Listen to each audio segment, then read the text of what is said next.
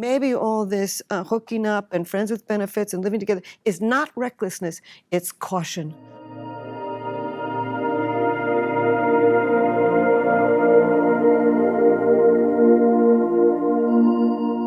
Helen, it's so good to talk to you today. I'm really excited to ask you more about Anatomy of Love. So, first came out in 1992? Yes. Took me 10 years to write it, came out in 1992. Oh my gosh. And almost 3 years ago, the publisher, W.W. Norton, called me and they said to me, well, you know, this book is a classic. Could you write us a new edition? Just change the preface and the final chapter and, you know, we'll redo it.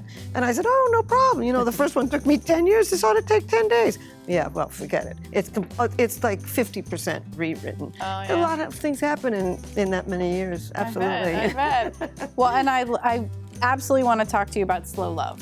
Oh, good. Tell us about that, because that is just my favorite part of the book. It's the last chapter, and it's my new idea, and I'm so glad that you like it too.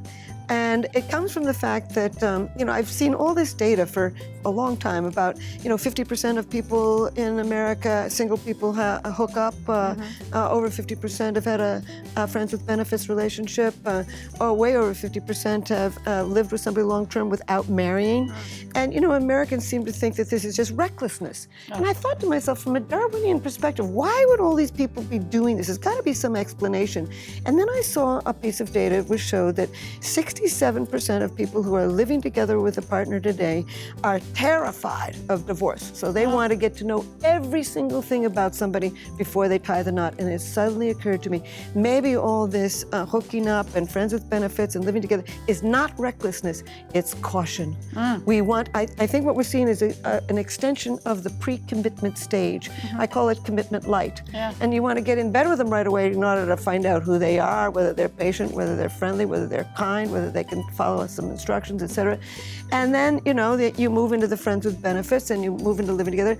And I thought to myself, okay, if there's this real extension of this pre-commitment stage, that's the time when all kinds of bad relationships can end. So maybe we're going to see more happy marriages because the bad relationships can end before they tie the knot. So then I did a study of 1,100 married people. And I asked them a lot of questions. But one of the questions was, would you remarry the person you're currently married to? And 81% said yes. That's so optimistic. Yeah. That's great. Yeah, and then there's only one other study of happiness in long-term relationships that I really can count on. And that found also something like 75% of Americans who are in a marriage are still madly in love, not just loving, but in love with their partner. So, I mean, we're not going to hell in a handbasket. We really aren't. No. Now, I mean, certainly the media is always talking about the 20% who are not happy. And I can certainly understand why. I mean, these are the ones that commit suicide or homicide or clinical depression or stalking, and it's worth talking about all that. But I do think that, you know, it's good for the human animal to feel a little bit of happiness and hope and future, you know, and that's what that is about. So I call it slow love.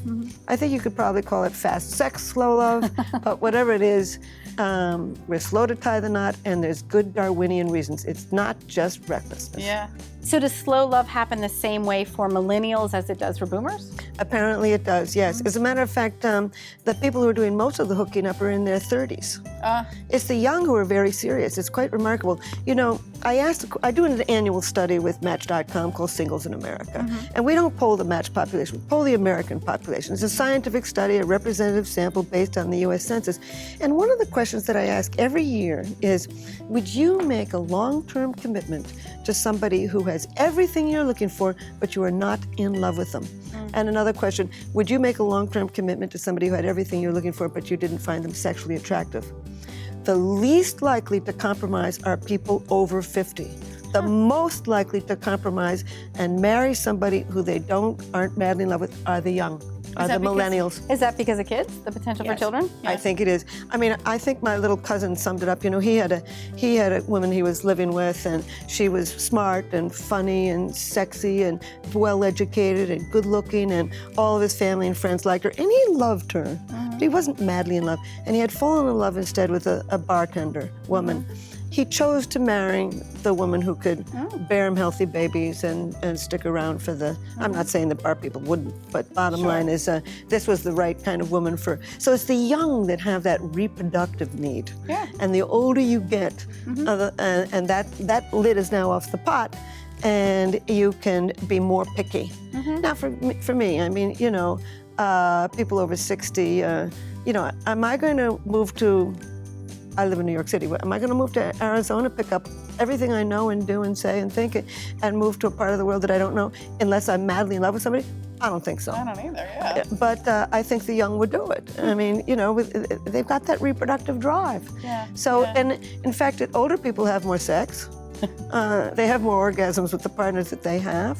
That makes sense. They're more likely to have threesomes. I mean, that's the data, sorry. And they're more, you know, they actually, but they want to spend more time on a date, and they spend more time trying to get to know somebody, et cetera. So bottom line is, I think we have a misunderstanding of the young and the old. Oh, I hope that time comes soon. Yeah. I hope it does. Well, Helen, Anatomy of Love is just an exceptionally good book. It's a good book for women who want to understand culture. It's a good book for couples who want to understand love. I can't recommend it enough. Thank you for talking with us. You can find Anatomy of Love at your local bookstore or visit YourTango.com to learn more.